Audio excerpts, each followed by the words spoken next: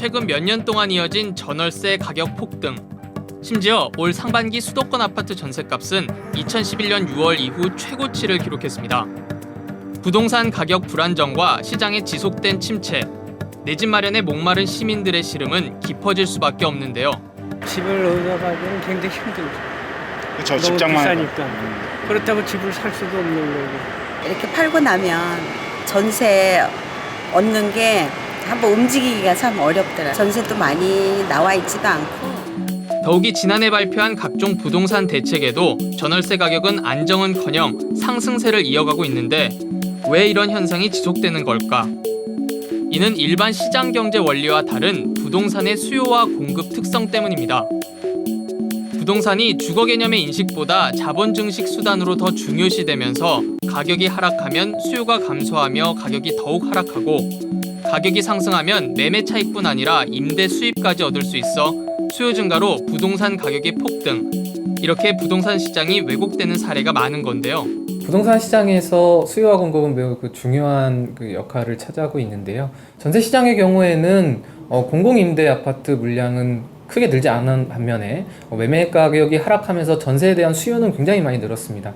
그러다 보니까 그 수요끼리 경쟁이 극심해지고 재계약을 하면서 가격이 폭등하는 등 부작용이 나타납니다.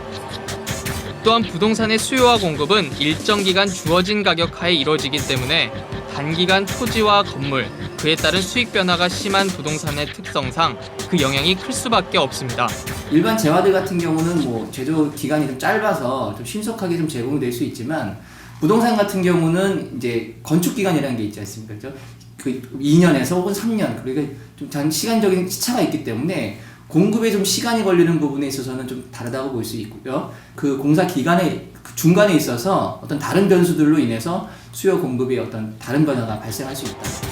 따라서 수요와 공급은 부동산 시장 가격 변화에 중요한 역할을 차지하고 있지만 일반 재화나 서비스와는 달리 그 균형을 이루는 건 쉽지 않습니다. 수요와 공급을 어느 정도 유지시키는 부분에 있어서는 사실 굉장히 어려운 부분들이 많습니다.